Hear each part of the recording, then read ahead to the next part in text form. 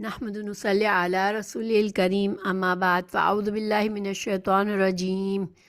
بسم اللہ الرحمن الرحیم۔ ہم قرآن مجید کی تفسیر کر رہے ہیں، سورہ البقرہ کی آیت نمبر 275 پر ہے انشاءاللہ۔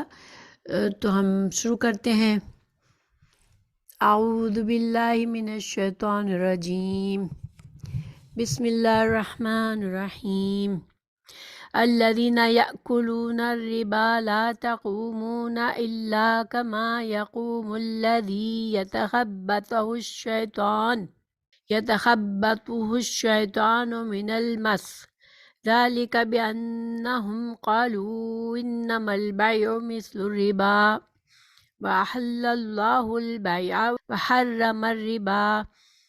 فمن جاءه موعظة من ربه فانتهى فله ما سلف وأمره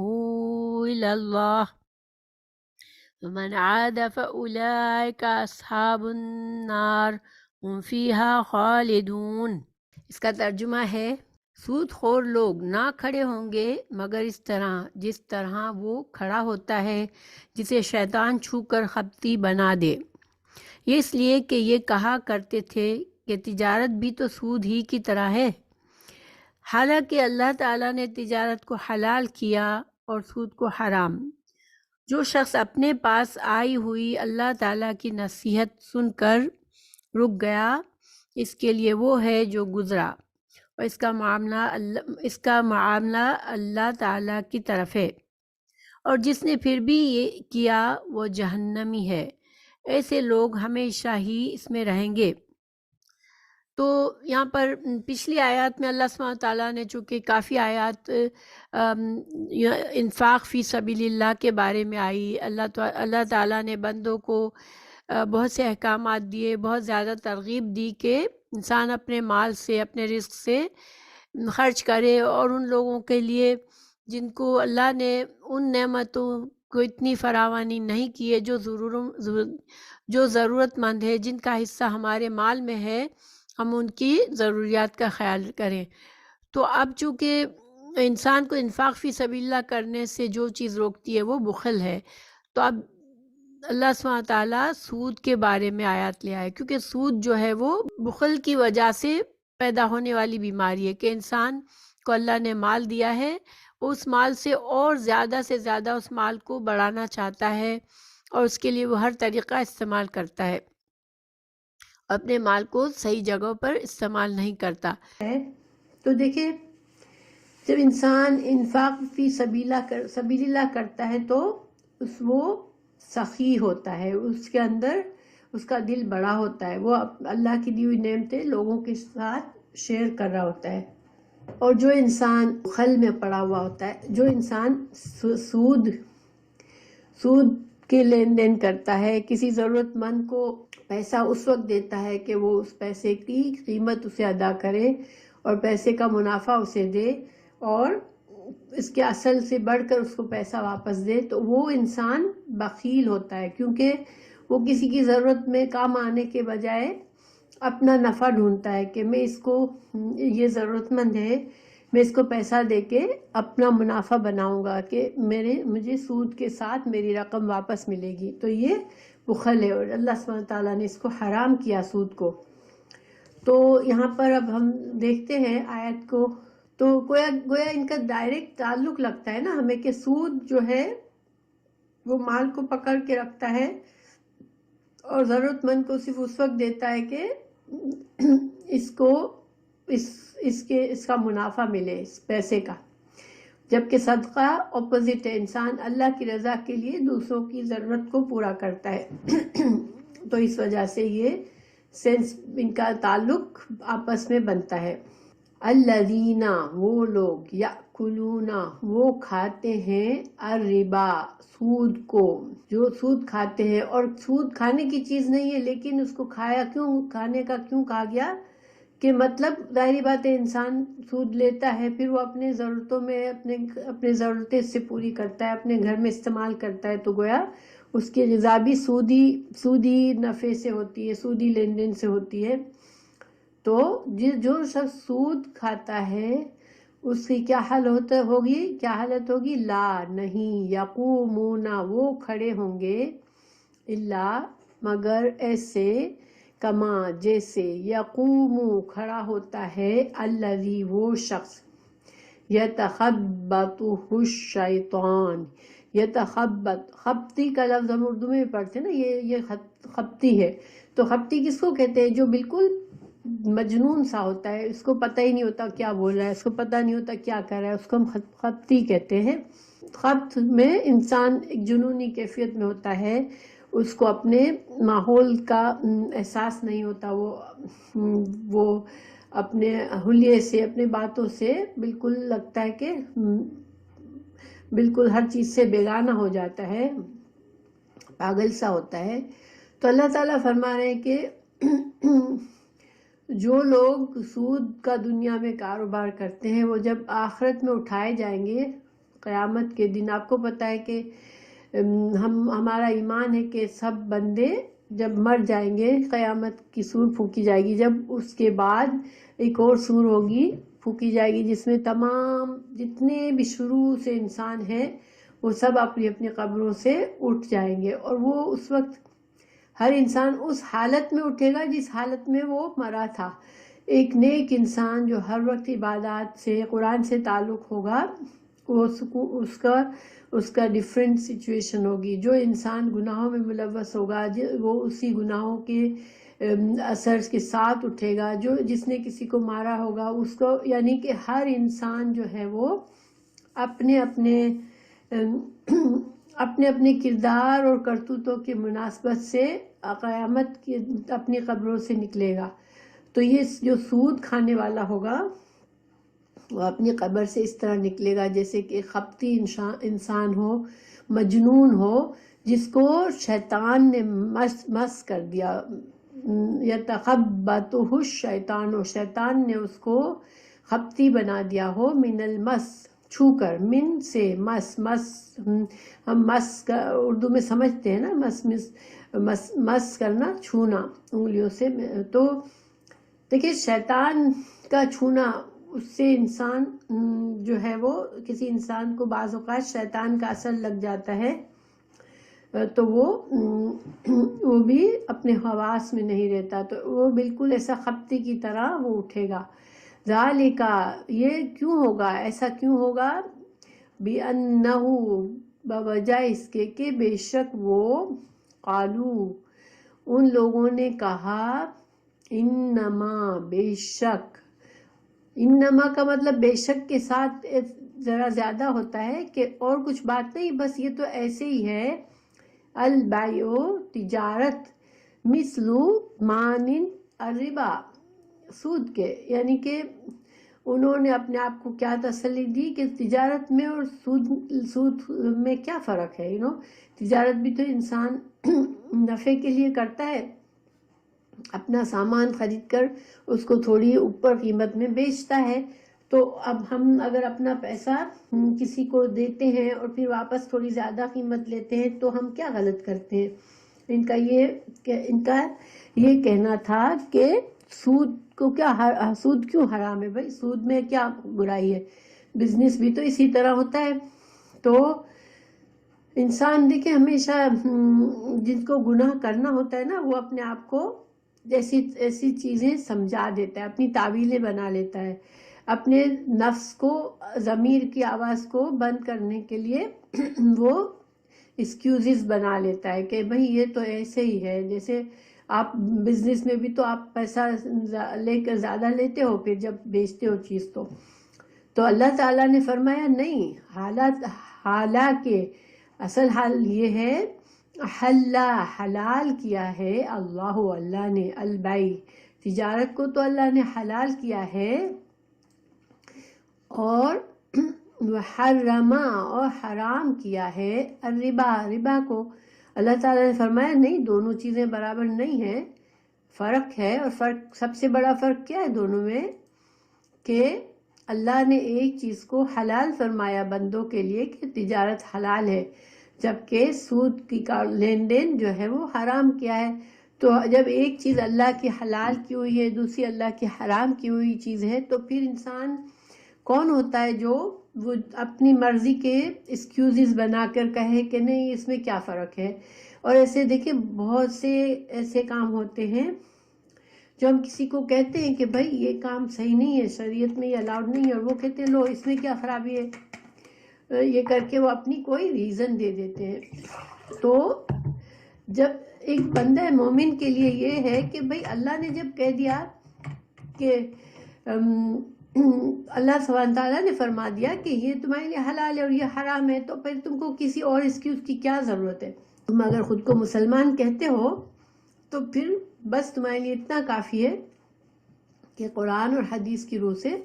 سود کو حرام کہا ہے، پھر تم ایکسکیوزز کیوں بناتے ہو. تو حضرت عبداللہ بن مسعود سے روایت ہے کہ نبی صلی اللہ علیہ وسلم نے فرمایا کہ سود کے 73 درجے ہیں، اور اس کا سب سے ہلکا گناہ یہ ہے کہ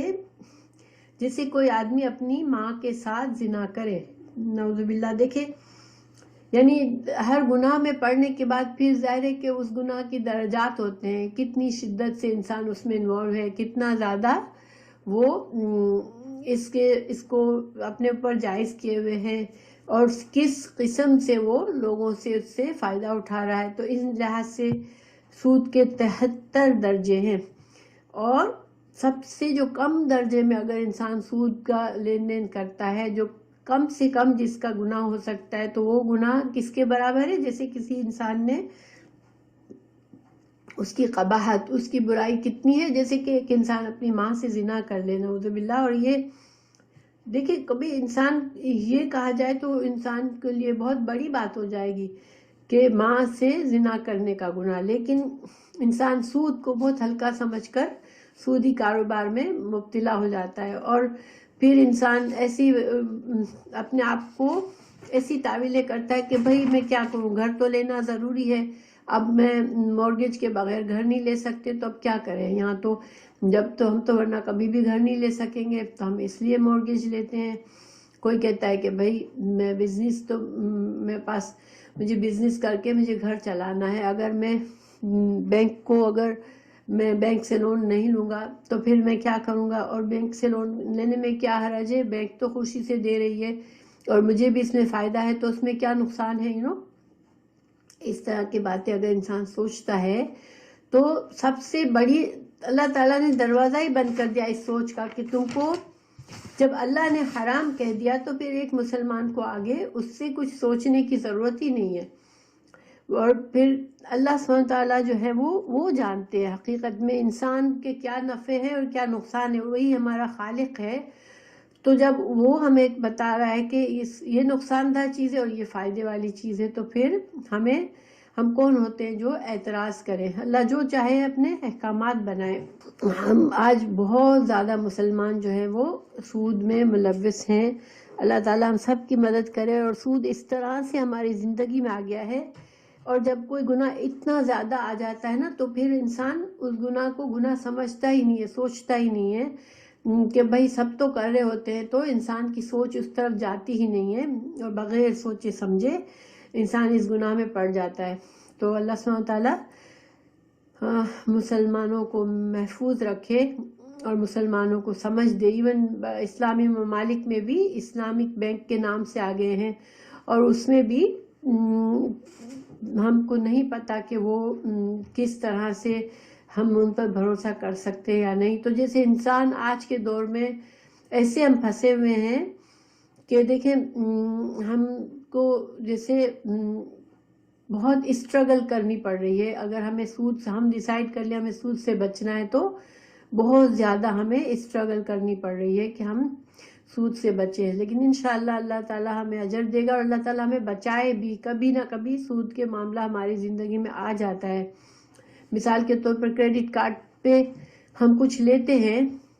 تو ہماری نیت ہوتی ہے کہ ہم فوراً پے کر دیں گے اور سود تک نوبت نہیں آئے گی. لیکن کبھی بھول ہو گئی، کچھ ہوا تو ایک دم سے سود آ جاتا ہے، وہ لوگ سود ایڈ کر دیتے ہیں. تو بینک میں اگر ہم گھروں میں ہمیں الاؤڈ نہیں ہم پیسے رکھیں اور بینک میں رکھتے ہیں، تو ہم کہیں کہ ہمیں ایسے اکاؤنٹ میں رکھنے، ہمیں ذرا سا بھی ہمیں سود نہیں چاہیے. لیکن کہیں نہ کہیں سے کچھ نہ کچھ سود کہیں نہ کہیں ہمارے اس میں آتا ہے، اور ہمیں بہت کانشیس رہنا پڑتا ہے۔ بچ تو سکتے ہیں، ظاہری بات ہے، اللہ سبحانہ تعالیٰ نے اگر ہمیں بچنے کو کہا ہے تو ہم بچ سکتے ہیں، کام پاسبل ہے۔ جب اللہ نے حکم دیا، اللہ نے جتنے بھی احکامات دیے وہ سب پاسبل ہے، مگر ہم کو اس میں کانشیس ایفرٹ ڈالنی پڑے گی، تب انشاءاللہ ہم بچیں گے، اور اللہ تعالیٰ ہمیں محفوظ رکھے۔ بہرحال تو اللہ سبحانہ تعالیٰ نے یہاں پر سود کو جو لوگ لائٹلی لیتے ہیں ان کے لیے واضح بتا دیا کہ ایک چیز حلال ہے اور ایک حرام ہے، اور جب اللہ نے کسی چیز کو حلال کہہ دیا یا حرام کہہ دیا تو اتنا ہی تمہارے لیے کافی ہے۔ پھر دیکھیں، اگر ہم غور کریں کہ بینک میں کیوں، اگر ہم سمجھنا چاہیں، ٹھیک ہے، ویسے تو ہر اللہ کے حکم کی حکمت سمجھنا ضروری نہیں ہے انسان کے لیے، اس کو قبول کرنا ہے بس، لیکن اگر ہم حکمت سمجھنا چاہیں تو بینک والا جب ہمیں سود دیتا ہے، سود پر پیسے دیتا ہے اور ہم بزنس میں لگاتے ہیں، تو بزنس میں تو نفع نقصان ہو سکتا ہے، ہمیں پہلے سے پتہ نہیں ہوتا، دیوالیہ بھی ہو سکتا ہے، پورا بزنس بھی لوز ہو سکتا ہے، تو لیکن بینک والے نے اس کی تو نفع فکس ہے، چاہے ایک انسان نے سود لینے کے بعد اس کا سارا مال لوز ہو گیا، کاروبار اس کا ختم ہو گیا، لیکن جو اماؤنٹ سود پر لی تھی اس کا تو وہ تو باقی رہتی ہے، اور اس پر سود بھی باقی رہتا ہے۔ تو اللہ سبحانہ تعالیٰ کو یہ بات پسند نہیں ہے کہ کسی پر ظلم ہو، تو کسی ضرورت مند کو انسان پیسے دیتا ہے، ظاہر ضرورت مند ہوگا وہی تو لون لے گا نا، تو جو لون لیتا ہے ضرورت پر، تو پھر اب وہ ایسی سچویشن میں آ گیا، اس کا بزنس بھی ختم ہو گیا، لیکن بینک سے سود پر اماؤنٹ کی جان نہیں چھوٹ رہی اور سود بڑھتا جا رہا ہے، تو یہ ایک طرح سے ظلم ہے۔ اور ایک اللہ سبحانہ تعالیٰ نے بندوں پر ایسے احکامات ڈالے ہیں جس سے کسی پر بھی کوئی ظلم نہ ہو، بظاہر ہم نادانی میں سمجھتے نہیں ہیں کہ ہمارا ہی پروٹیکشن ہے اس میں۔ فمن جا، پھر اللہ تعالیٰ فرمائے تو جو کوئی جاءہو، آ گئی اس کے پاس، موعظۃن، ایک نصیحت، یعنی کہ اللہ کا یہ حکم آ گیا کہ اللہ نے سود کو حرام کیا ہے، جس کے پاس یہ حکم آ گیا، من ربہ، اپنی رب، اس کے رب کی طرف سے، فانتہا، پھر وہ رک جائے، فَلَهُ، تو اس کے لیے ہے، ما، جو سلف، جو گزر چکا۔ اب ہم تو قرآن ہم سب کے پاس موجود ہے، ٹھیک ہے، تو ہم کو تو پہلے دن سے پتہ ہے، لیکن جب قرآن نازل ہو رہا تھا اس وقت کی بات ہو رہی ہے کہ قرآن کے نزول سے پہلے جو مسلمان جو سود کے لین دین میں تھے، تو اب ان کے پاس اب اللہ کی یہ حکم آ گیا ہے، اب وہ کیا کریں، اب وہ رک جائے اور مزید سود نہ لے، جو کچھ ہو چکا پاس میں، جتنا سود لے لیا، جو کچھ کر لیا، اللہ تعالیٰ اس کو معاف کر دے گا، لیکن شرط کیا ہے کہ وَأَمْرُهُ إِلَى اللَّهِ، اللہ تعالیٰ کے ساتھ یہ معاملہ ہے، یعنی کہ جو کچھ ماضی میں تم نے کر لیا، یہ حکم آنے سے پہلے جن مسلمانوں نے، ظاہر مسلمان تھے، سود کا حکم آیا اس وقت، اسلام کو آئے ہوئے وقت ہو گیا تھا، تو اب سود کا حکم آیا ہے، تو سودی کاروبار کو اب مسلمانوں کو فوراً چھوڑنا ہے، اور کیا کرنا ہے کہ بس جو سود چڑھا ہوا ہے اس کو معاف کرو، باقی جو سود ہے وہ اس کو، اور صرف اصل تمہاری اب ہے، تم نے جتنا قرضہ دیا تھا بس وہی تمہاری اصل رقم اب تم کو واپس لینے کی ہے۔ ومن عادا، اور جو کوئی عادہ کرے گا، یعنی اللہ کے حکم آنے کے بعد بھی وہی اسی طرح کرتا رہے گا، وہی گناہ کرتا رہے گا سود کا، تو فاولئک، تو یہ لوگ اصحاب النار، تو یہ پھر اللہ تعالیٰ نے فرما دیا کہ یہ ان کے لیے جہنم ہے، پھر ہم فیہا، اور وہ اس میں ہمیشہ رہیں گے، خالدون، ہمیشہ رہنے والے ہوں گے۔ دیکھیں، یعنی یہ حکم تو مسلمانوں کے لیے، تو کوئی مسلمان اگر اللہ کے حکم کے بعد سود کی پرواہ نہیں کرتا اور سود کے لین دین میں مصروف رہتا ہے، تو اس کے لیے یہاں پر بہت سخت الفاظ میں کہ اس کے لیے جہنم کی وعید کی گئی ہے۔ اللہ تعالیٰ ہم سب کو محفوظ رکھے، اور اللہ تعالیٰ تمام مسلمانوں کو جو سود کے جھمیلوں میں پھنسے ہوئے، اللہ تعالیٰ ان کو سود کی لعنت سے آزاد کر دے۔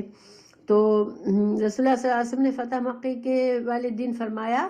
جاہلیت کے تمام سود آج میرے ان دونوں قدموں تلے دفن کر دیے گئے ہیں، چنانچہ سب سے پہلا سود جس سے میں دستبردار ہوتا ہوں وہ عباس کا سود ہے۔ عباس کون تھے؟ آپ صلی اللہ علیہ وسلم کے چچا تھے،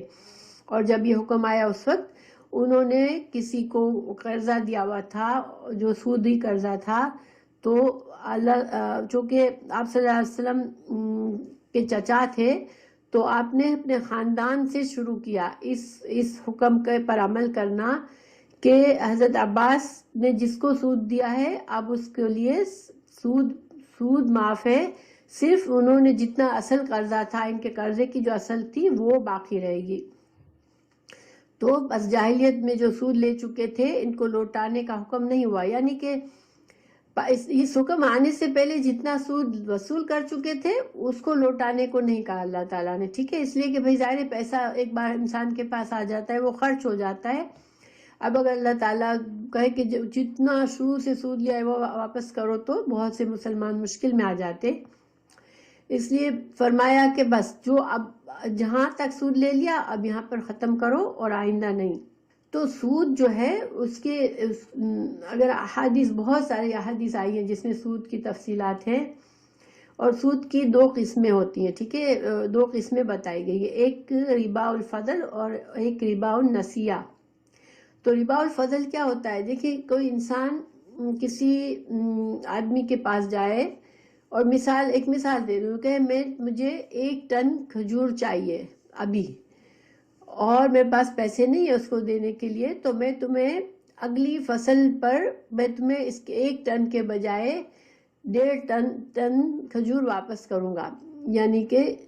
کھجور ہی ہے دونوں طرف، لیکن وہ چونکہ اس کے پاس پیسے نہیں ہے تو کہے کہ میں اگلے سال یا اگلی فصل پر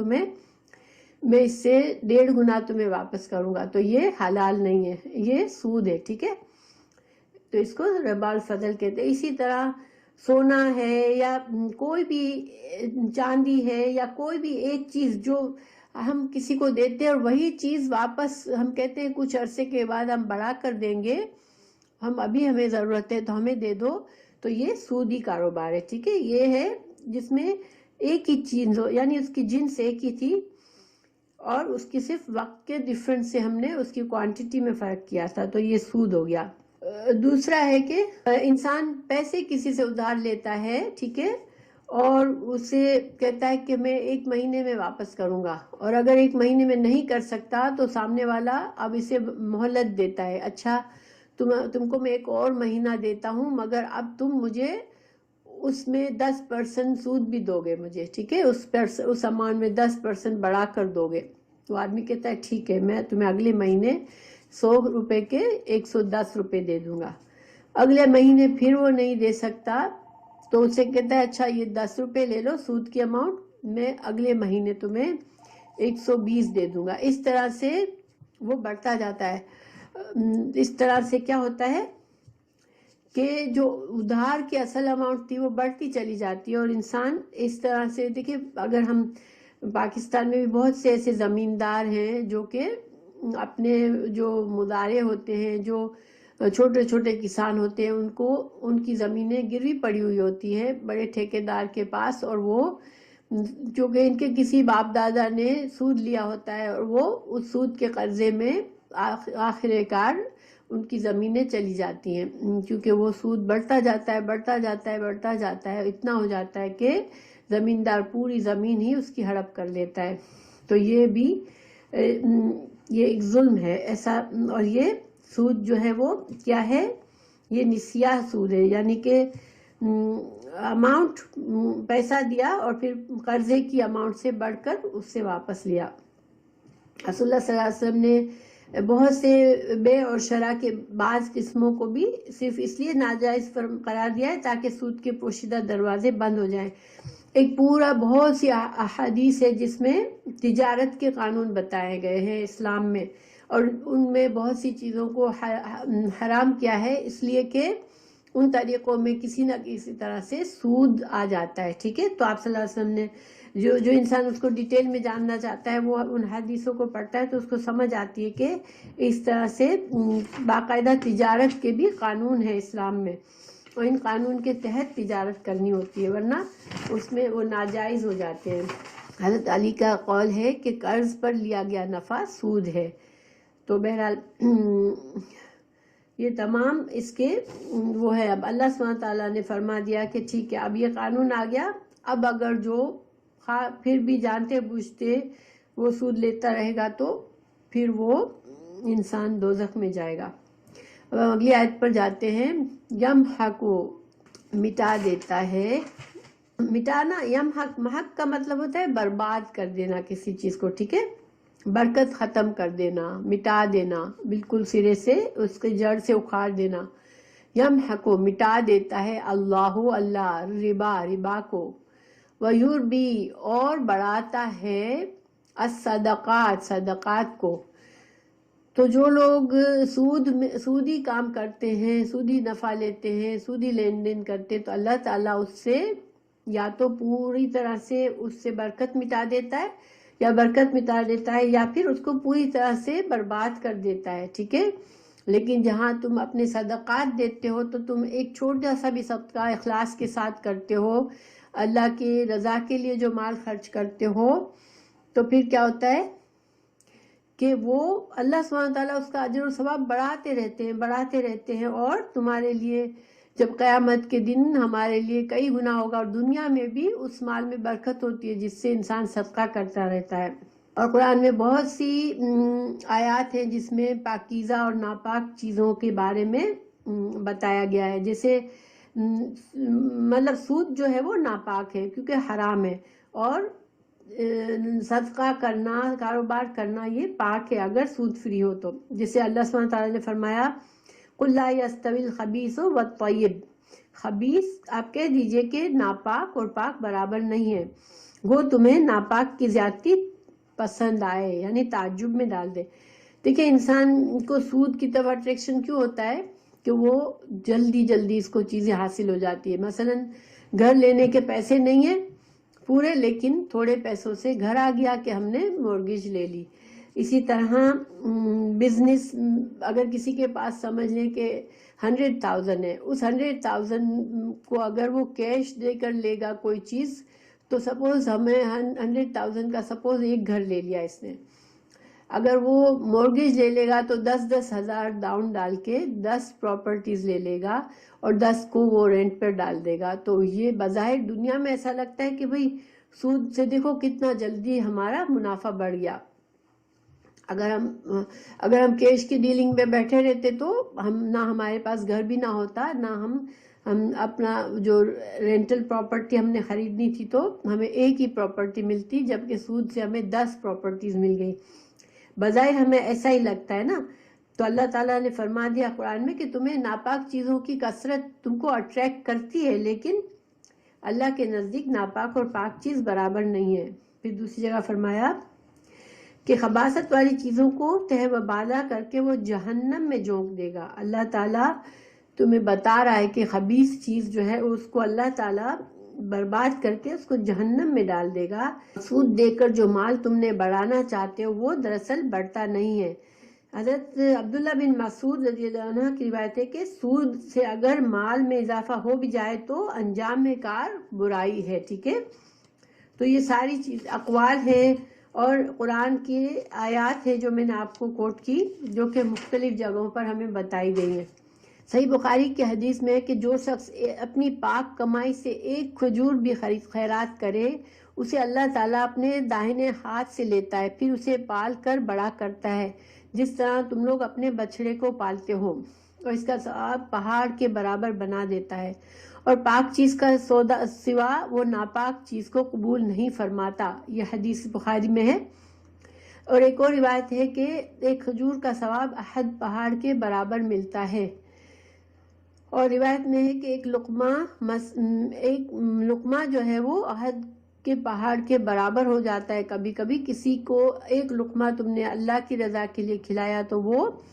اتنا بڑا اس کا اجر و ثواب جیسے احد پہاڑ کی طرح ہو جاتا ہے. سبحان اللہ.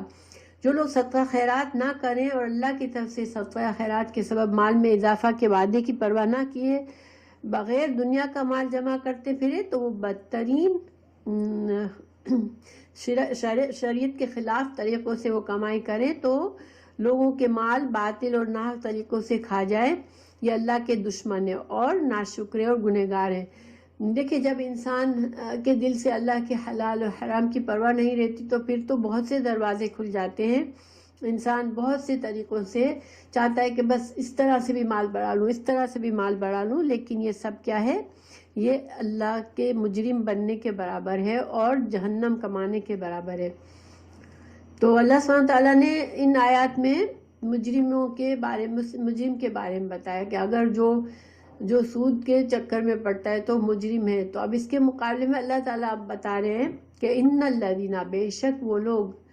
آمنو جو ایمان لائے، وعملوا الصالحات، انہوں نے نیک کام کیے، واقاموا الصلاۃ اور انہوں نے نماز قائم کی،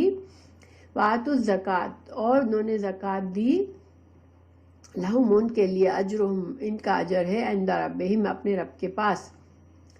ولا خوف اور نہیں ہے کوئی خوف، علیہم ان پر، ولا ہم یحزنون اور نہیں ہے وہ غمگین ہونے والے. تو اب اللہ تعالیٰ ہمیں ایک نسخہ بتا رہے ہیں کہ یہ سود میں اتنا اٹریکشن ہے، ایزی مال مل جاتا ہے، انسان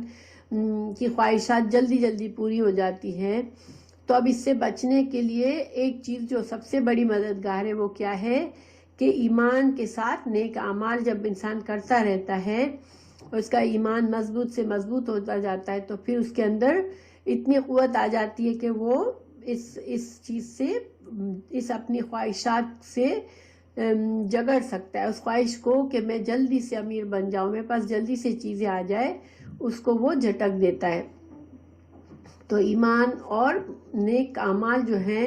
دیکھیں نماز کیا ہے؟ نماز اللہ کا حق ہے جو ہم ادا کرتے ہیں. زکوٰۃ لوگوں کا حق ہے جو اللہ نے ہمارے مال میں رکھا ہے، غریبوں کا حق. اگر ہم زکوٰۃ ادا کرتے ہیں تو ہم ان غریبوں کا حق ادا کرتے ہیں. اگر ہم نماز پڑھتے ہیں تو ہم اللہ کا حق ادا کرتے ہیں. تو جب انسان حقوق کی ادائیگی کرتا ہے تو اس کے اندر سے لالچ ختم ہو جاتی ہے، ٹھیک ہے؟ اور اس دن اللہ اس کے لیے خوف بھی نہیں ہوگا اور غم بھی نہیں ہوگا. اور وہ یہ قیامت کا دن ہے جس دن لوگ بہت گھبرائے ہوئے ہوں گے کہ اب کیا ہوگا. اس وقت یہ ایسے لوگ جو ایمان کے ساتھ زندگی گزاری وہ مطمئن ہوں گے، ان کے اوپر خوف طاری نہیں ہوگا. اپنی زندگی میں گناہ کر کے وقت ضائع کیا اور اپنی زندگی میں کو برباد کیا،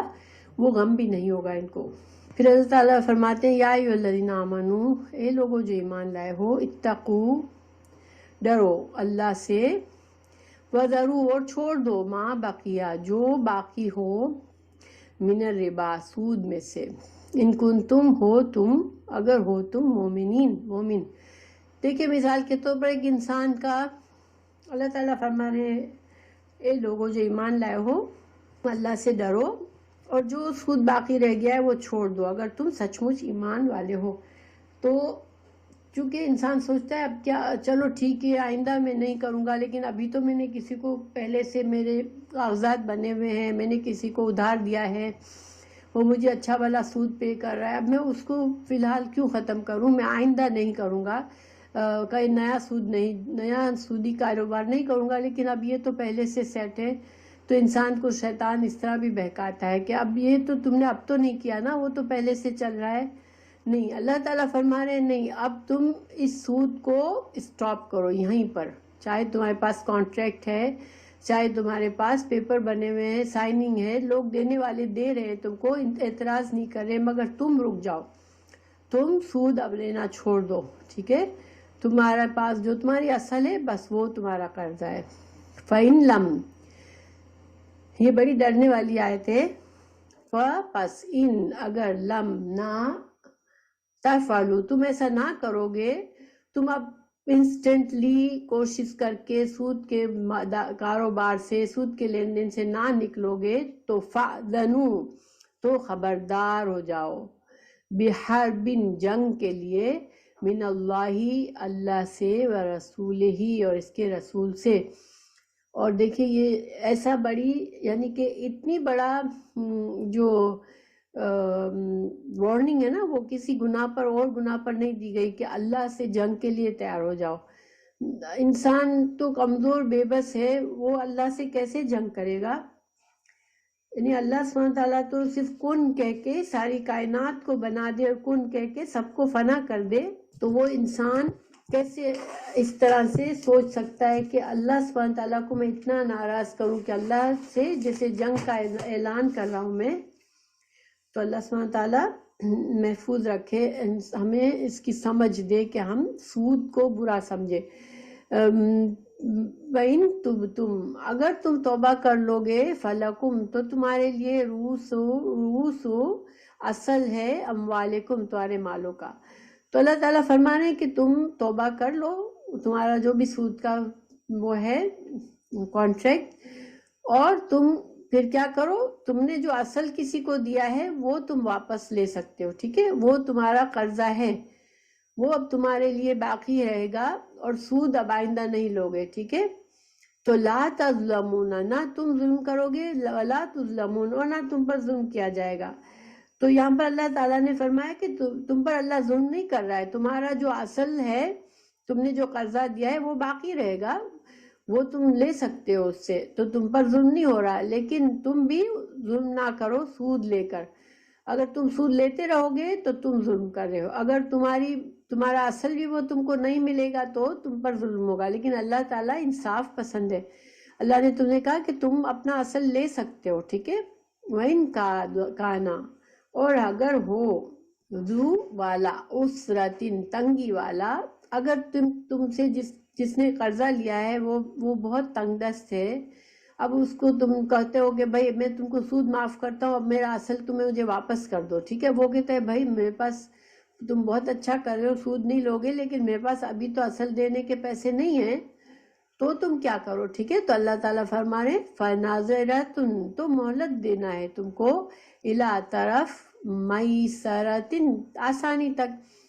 تم پھر اس سے نہیں کہ تم اس کے دروازے پہ بیٹھ جاؤ کہ چلو آج سے سود نہیں دینا، اب تم میرے پیسے واپس کرو، نہیں. اگر وہ تنگ دست ہے تو تم اس کو مہلت دو جب تک اللہ تعالیٰ اس کے لیے آسانی کر دے، ٹھیک ہے. یہ نہیں کہ تم انسٹنٹلی اب اس سے اپنا قرضہ واپس لے لو. وَأَن، اور اگر تصدقوا، اور تم صدقہ کرو، اگر خیرن، بہتر ہے، لکم، تمہارے لیے، ان کنتم، اگر ہو تم، تعلمون، تم اگر جانتے ہو. اور اگر دیکھو تم نے جس کو قرضہ دیا ہے وہ اتنا فقیر اور غریب اور ضرورت مند ہے، اس کے پاس ہے ہی نہیں کہ وہ تمہیں واپس دے،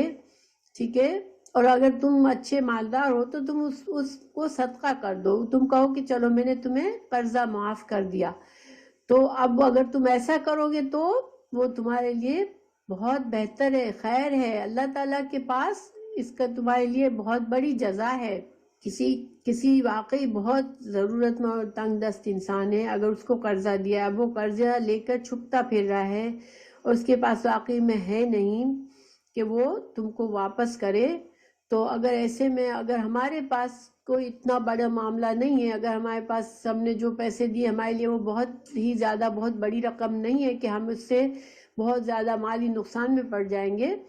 تو اگر ہم اس کو صدقہ کرتے ہیں یا اس کو مہلت دیتے ہیں، تو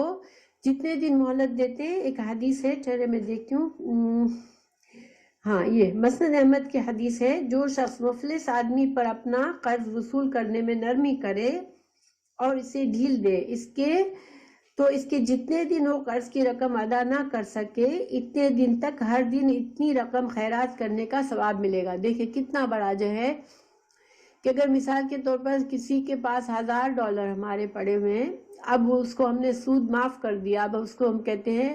پیسے دو، وہ کہتا ہے نہیں ہے میرے پاس ابھی، ہم کہتے ہیں اچھا ٹھیک ہے، تم جب تمہارے پاس آ جائے تو مجھے پیسے دے دینا. اب ہر دن گزر رہا ہے، اس کے پاس ابھی نہیں ہے، تو تم کو ہر دن $1000 کا صدقہ جیسے تم کر رہے ہو بیٹھے بیٹھے،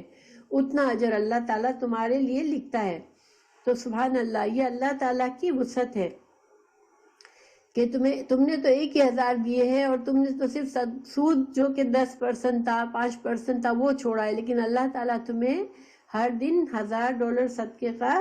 اجر و ثواب دے رہا ہے. اور روایت میں ہے کہ آپ صلی اللہ علیہ وسلم نے فرمایا ہر دن اس سے دگنی رقم کا صدقہ کرنے کا ثواب ملے گا۔ تو یہ سن کر حضرت بریدہ رضی اللہ عنہ نے فرمایا حضور پہلے تو آپ نے ہر دن میں اس کے برابر ثواب ملنے کا فرمایا تھا، آج آپ 2 بار ڈبل فرما رہے ہیں۔ فرمایا ہاں، جب تک میعاد ختم نہیں ہوتی مثل کا ثواب ہے، اور میعاد گزرنے کے بعد 2 مثل کا۔ سبحان اللہ۔ دیکھیں اگر مثال کے طور پر ایک انسان کا کسی سے کانٹریکٹ تھا، $1000 اس کو دیے، اور وہ اس سے کہا کہ تمہیں 10% سود ہے تم پر، ٹھیک ہے۔ اب اللہ تعالیٰ کا حکم آ گیا کہ سود حرام ہے، اب اس نے سود معاف کیا۔ اب اس کی جو ٹرم تھی، جو پیپر پہ بنا ہوا تھا کہ وہ 1 سال کے لیے اس نے قرض لیا ہے، ابھی وہ 1 سال پورا نہیں ہوا تھا اور اس نے اسے سود معاف کر دیا۔ اب وہ اسے 1 سال پورے ہونے تک مہلت دیتا ہے کہ ٹھیک ہے 1 سال کے بعد تم مجھے میرے صرف $1000 مجھے واپس کرنا، ٹھیک ہے۔ تو اللہ تعالیٰ جتنے باقی دن ہیں اس میں اس کو 1000 کا صدقے کا ثواب دے گا۔ اب اچھا 1 سال بھی پورا ہو گیا پھر بھی وہ نہیں دے پا رہا، پھر اللہ تعالیٰ ہر دن جو بھی ڈیلے ہو رہا ہے اس کا صدقہ، اس کا قرض، تو اس میں ڈبل، اس کی اماؤنٹ کا ڈبل اس کو اجر و ثواب دے رہا ہے۔ تو سبحان اللہ۔ اس میں ایک روایت ہے کہ حضرت ابو قتادہ رضی اللہ عنہ کا قرض ایک شخص کے ذمے تھا، وہ تقاضا کرنے کو آتے لیکن وہ چھپ جاتا اور نہ ملتا۔ ایک دن آئے، گھر سے ایک بچہ نکلا، آپ نے اس سے کہا، آپ نے پوچھا کہ وہ کہاں ہے؟ اس نے کہا ہاں گھر میں موجود ہے، کھانا کھا رہے ہیں۔ اب حضرت ابو قتادہ نے اونچی آواز سے انہیں پکارا اور فرمایا مجھے معلوم ہو گیا ہے کہ تم گھر میں موجود ہو، آؤ باہر آؤ، جواب دو۔ وہ بیچارے باہر نکلے۔ آپ نے کہا کیوں چھپ رہے ہو؟ کہا حضرت بات یہ ہے کہ میں مفلس ہوں، اس وقت میرے پاس رقم نہیں اور بوجہ شرمندگی کہ میں آپ سے نہیں ملتا۔ آپ نے کہا قسم کھاؤ۔ اس نے قسم کھا لی۔ آپ روئے اور فرمانے لگے میں نے رسول اللہ صلی اللہ علیہ وسلم سے سنا ہے جو شخص نادار قرضدار کو ڈھیل دے یا اپنا قرضہ معاف کر دے وہ قیامت کے دن اللہ کے عرش کے سائے تلے ہوگا۔ تو دیکھیں یہ صحابہ کرام تھے کہ جب ان کو پتہ چلا کہ یہ شخص واقعی دینے کے قابل نہیں اور شرمندگی میں چھپ رہا ہے تو ان کو رونا آ گیا، ان کو یہ حدیث یاد آ گئی، جو کسی کا قرضہ معاف کر دے گا، کسی ضرورت مند کا، کسی مفلس کا، تو اس کو اللہ تعالیٰ قیامت کے دن عرش کے سائے تلے جگہ دے گا۔ تو گویا انہوں نے ان کا قرضہ معاف فرما دیا، اور یہ کتنی بڑی بات ہے۔ قیامت کا دن ایسا ہوگا جس میں کوئی شیڈ نہیں ہوگا۔ اس دن جو ہے وہ اللہ تعالیٰ ایسے شخص کو شیڈ دے گا جس نے کسی بہت مفلس کو تنگ کرنے کے بجائے اس کا قرضہ معاف کر دیا۔ یہ صحیح مسلم کی حدیث ہے۔ اللہ سبحانہ تعالیٰ نے یہاں پر اب مزید ایک اور نصیحت فرمائی، وَاتَّقُوا، اور ڈرو، یوماً، اس دن سے، ترجعون، تم لوٹائے جاؤ گے، فیہ، ترجعون، تم لوٹائے جاؤ گے، فیہ، اس میں، اللہ، اللہ کی طرف، یعنی کہ قیامت کے دن سے ڈرو۔ ثم، پھر، توفا، پورا دیا جائے گا، کل نفس، ہر شخص کو، ما کسبت، جو اس نے کمائی کی ہے، وہم لا یظلمون، اور وہ ظلم نہیں کیے جائیں گے۔ اللہ سبحانہ تعالیٰ نے یہ آیت کے بارے میں ہے کہ یہ قرآن کی آخری آیت نازل ہوئی ہے۔ حضرت ابن عباس سے روایت ہے کہ اس آیت کے بعد حضور صلی اللہ علیہ وسلم کی زندگی 31 دن کی بھی 31 دن کی ہے، یعنی آپ صلی اللہ علیہ وسلم 31 دن اس کے بعد دنیا میں رہے، اور کسی ایک دوسری روایت میں ہے کہ آپ صرف 9 رات تک زندہ رہے، اور ربیع الاول کی 2 تاریخ کو پیر کے دن آپ کا انتقال ہو گیا۔ اور ابن جریج کا قول ہے کہ اس کے بعد حضور 9 رات زندہ رہے، ہفتے کے دن سے ابتدا ہوئی اور پیر والے دن انتقال ہوئی، یعنی کہ 2-3 روایتیں اس کے بارے میں۔ تو خلاصہ یہ ہے کہ یہ آخری آیت ہے جو آپ اللہ سبحانہ تعالیٰ نے اتاری، اور اس میں بندوں کو قیامت کے دن سے ڈرایا، نصیحت فرمائی کہ تم اپنے اعمال پر نظر رکھو، کیونکہ قیامت کا دن ایسا ہے کہ اس دن پورا تمہارے اعمال کا بدلہ دیا جائے گا۔ تو ہم جو بھی عمل کرتے ہیں، ہمیں، اگر ہم مسلمان ہیں تو ہمیں اللہ پر بھروسہ ہے، تو ہمیں یقین ہونا چاہیے کہ انشاءاللہ بعض اوقات مشکل ہوتی ہے نیک کام کرنے میں، اور بعض اوقات گناہ کے کام اور آسان انکم کو چھوڑنا بہت مشکل ہوتا ہے، جو دنیا کا فائدہ ہمیں نظر آ رہا ہوتا ہے اس کو چھوڑنا مشکل ہوتا ہے، لیکن اگر اس میں گناہ کا پہلو ہے تو اگر ہم چھوڑ دیں گے تو انشاءاللہ ہمیں اس کا اجر وہ ضائع نہیں ہوگا، ہمارا ظلم نہیں ہوگا ہم پر کہ ہم نے تو دنیا میں بھی قربانی کی اور ہمیں آخرت میں بھی کچھ نہیں ملا. نہیں، اس دن ہمیں پورا ہماری ہر نیکی کا بدلہ ملے گا. اور اللہ تعالیٰ محفوظ رکھے جو لوگ گناہ کے ساتھ دنیا سے رخصت ہوں گے، توبہ استغفار نہیں کی ہوگی، اپنی اصلاح نہیں کی ہوگی، تو پھر ان کو ان کے گناہوں کی سزا بھی ملے گی. اللہ تعالیٰ ہمارے تمام گناہ اس دنیا میں ہی معاف کر دے، اور اللہ تعالیٰ ہمیں توفیق دے کہ ہم گناہوں سے بچنے کی کوشش کریں. اللہ تعالیٰ ہمیں دین کی صحیح سمجھ عطا کرے کہ اس کی روشنی میں ہم اپنی زندگی کو گزاریں.